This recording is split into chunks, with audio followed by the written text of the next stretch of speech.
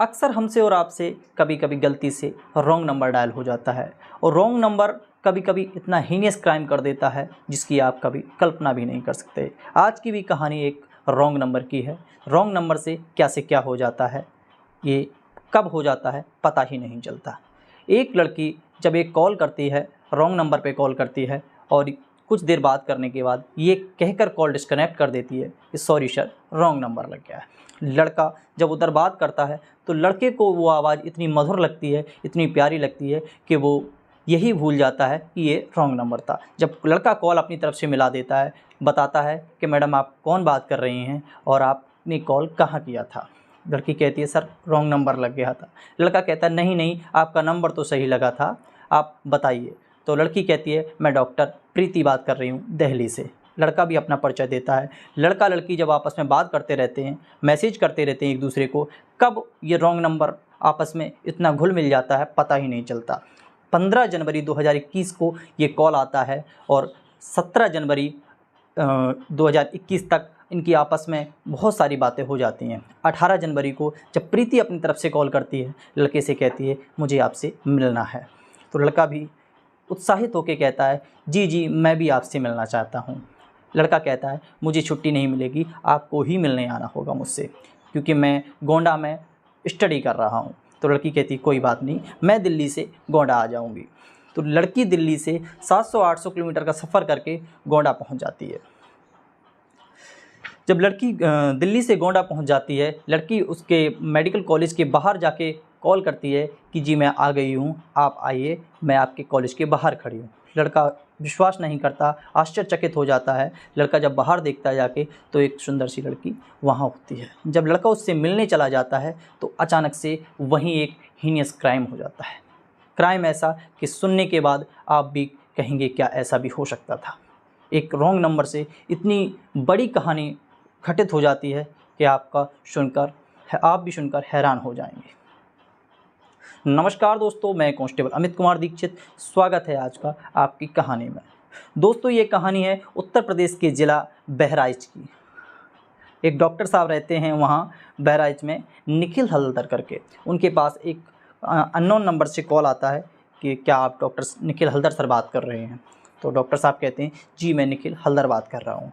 तो उधर से व्यक्ति कहता है आपसे बात करके मुझे बहुत अच्छा लगा, लेकिन आपकी जानकारी के लिए बता दूं कि आपके बच्चे का किडनैप हो गया है। डॉक्टर साहब को मजाक लगता है, कॉल डिस्कनेक्ट करते हैं। वो तुरंत अपने बेटे को कॉल करते हैं। जैसे ही वो अपने बेटे को कॉल करते तो उनका नंबर स्विच ऑफ आता है।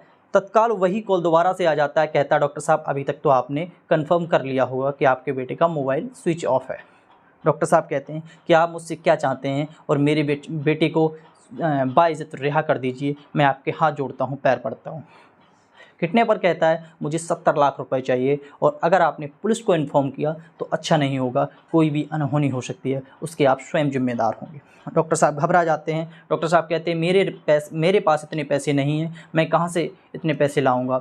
अक्सर देखा जाता है डॉक्टर का एक क्लिनिक भी था और डॉक्टर ज़रूर थे, लेकिन उनके पास इतनी मोटी रकम नहीं थी कि उन्हें वो 70 लाख रुपए पे कर सकें। डॉक्टर साहब के पास 2 दिन बीत जाते हैं।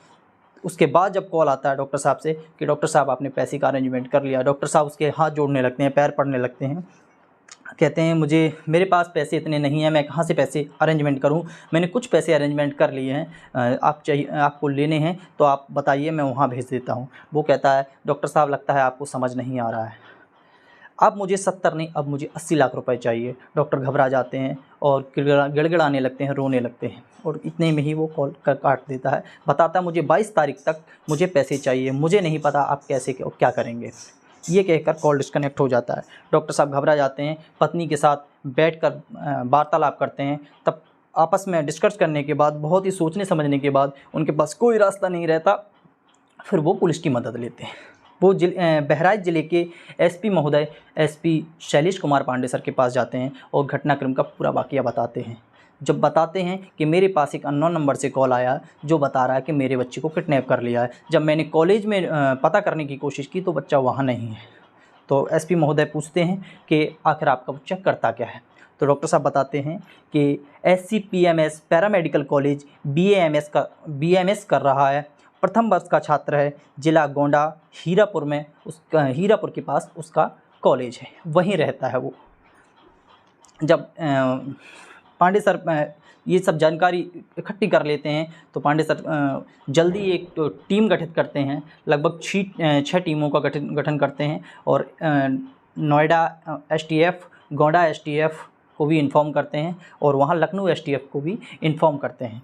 जब ये 6 टीमें और प्लस 2 एसटीएफ की टीमें गठित करते हैं और जल्दी ही पता करने की कोशिश करते हैं। जब बहराइच एसपी महोदय गोंडा में जब पता करते हैं, वहाँ के सीसीटीवी फुटेज, कॉलेज के आसपास के सीसीटीवी फुटेज उसके दोस्तों से पता करते हैं, लेकिन फिर भी उनके हाथ कोई सफलता नहीं आती है। जब इतना सब करने के बाद जब कोई सफलता पुलिस के पास नहीं होती तो एसपी महोदय इधर सर्विलांस पे वो नंबर लगवाते हैं जिस नंबर से फिरौती मांगी गई थी। जब सर्विलांस से पता चलता है कि वो नंबर दिल्ली का ट्रेस हो रहा है तो एसपी महोदय ये समझ जाते हैं कि ज़रूर ही किडनैपर दिल्ली का रहने वाला है या दिल्ली से उसका कोई आदमी है जो उसका संग दे रहा है। तो एसपी महोदय यमुना एक्सप्रेसवे के सारे सीसीटीवी फुटेज निकलवाते हैं। उनका शक एक गाड़ी पर जाता है, जिस गाड़ी का नंबर वो नोट करते हैं, पता करने की कोशिश करते हैं कि वो गाड़ी कहाँ की ट्रेस हो रही है। जब 22 तारीख की शाम को जब उधर से कॉल आता है कि मैं पैसे लेने आ रहा हूँ, तभी एसपी महोदय वो घेराबंदी कर देते हैं। लगभग शाम का वक्त था, नोएडा से गाड़ी चलती है, नॉलेज पार्क पुलिस स्टेशन के आसपास घेराबंदी कर रखी थी पुलिस ने पहले से ही। जैसे ही वो गाड़ी निकलती है उस गाड़ी को हाथ देकर रोक लिया जाता है। जब गाड़ी के अंदर देखा जाता है तो उसमें 3 लोग सवार थे। तीनों लोगों की पहचान डॉक्टर अखिलेश सिंह, नितेश सिंह, मोहित सिंह के नाम से होती है। जब उनको तीनों को ले जाया जाता है, उनसे सख्ती से पूछताछ की जाती है तो निकल के सामने आता है कि वो दिल्ली में रहते हैं। जब उनसे पूछताछ करते हैं तब वो कुछ नहीं बताते। जब उनके नंबर ट्रेसिंग पे लगाते हैं, सर्विलांस पे लगाते हैं तो पता चलता है कि दिल्ली डेवलपमेंट अथॉरिटी के जो फ्लैट बने हुए हैं उन्हीं में वो उनका आवागमन है, वो वहीं पर रहते हैं। जब नोएडा एसटीएफ को इन्फॉर्म करते हैं तब पता चलता है कि वहाँ दबिश देनी है। तो नोएडा एसटीएफ बड़े ही सतर्कतापूर्वक दबिश देती है और वहाँ जाके वो सकुशल उसके डॉक्टर हल्दर के लड़के को यानी गौरव हल्दर को सकुशल बरामद कर लेते हैं। उसको जब देखते हैं तो कमरे में कुर्सी पर बंधा हुआ था, बेहोशी की हालत में था। वहाँ से उसे लेकर बहराइच एसपी महोदय के समक्ष पेश करते हैं। जब बहराइच एसपी महोदय शैलेश कुमार पांडे सर जब गौरव हल्दर से सारी घटनाक्रम को पूछते हैं, जानने की कोशिश करते हैं, तब खुलासा होता है, सामने आता है कि आखिर वाकया क्या हुआ था। जब गौरव हल्दर बताता है कि मेरे पास सर एक अननोन नंबर से कॉल आता है जो बहुत ही मीठी मीठी बातें करके मुझे अपने प्रेम जाल में फंसा लेता है। लगभग 15 जनवरी 2021 के दिन मेरे पास कॉल आता है। 17 जनवरी तक मेरी वीडियो कॉल, चैट और कॉल के माध्यम से बात होती है। 18 जनवरी को एक लड़की आती है मुझसे मिलने और जो मेरे कॉलेज के बाहर आती है और मैं जैसे ही उससे मिलने जाता हूँ अचानक से 2 लोग मेरे ऊपर हमला कर देते हैं। मुझे एक इंजेक्शन लगा देते हैं नशे का। जब मैं बेहोश हो जाता हूँ तो मुझे पता नहीं रहता कि मैं कहाँ हूँ। फिर मुझे किडनैप कर लिया जाता है। जब एसपी महोदय की थोड़ी सख्ती से जब बारीकी से जांच करते हैं तब पता चलता है कि डॉक्टर अखिलेश के साथ 2 और लोग थे जिन्होंने इस घटनाक्रम में अंजाम दिया था। जिन 2 लोगों को जब दबिश दी जाती है तो इनकी पहचान होती है रोहित सिंह, सतीश चौरसिया। ये संत कबीर नगर से ये भी गिरफ्तार कर लिए जाते हैं। लेकिन अभी तक उस लड़की का पता नहीं था जो प्रीति सिंह करके अपना खुद को परिचय देती थी। जो प्रीति सिंह थी वो अभी तक पता नहीं थी। लेकिन उसका जब पता लगाया जाता है तो डॉक्टर प्रीति सिंह जो अखिलेश के साथ जॉब करती थी, दिल्ली में अखिलेश के साथ जॉब करती थी। प्रीति सिंह हरियाणा के झज्जर गांव की घोर की रहने वाली थी, वहीं वो छिपी हुई थी। जब वहां दबिश दी जाती है तो प्रीति सिंह को भी गिरफ्तार कर लिया जाता है। दिवाली का लगभग समय था। डॉक्टर साहब प्लान बनाते हैं। ये डॉक्टर साहब का, ये अखिलेश डॉक्टर साहब थे जिनका साथ प्रीति जॉब करती थी। ये डॉक्टर साहब मूल रहने वाले गोंडा के ही थे, जिस गांव का वो लड़का था। डॉक्टर साहब के मन में ये खुरापाती दिमाग चलाते हैं वो अपना, और ये एकदम से पैसे वाले होने का आभास होता है। उन्हें लगता है कि एकदम से पैसे वाले हो जाएंगे, जिस कारण इनका खुरापाती दिमाग चलता है और ये प्रीति सिंह के साथ मिलकर इस घटना को अंजाम देते हैं।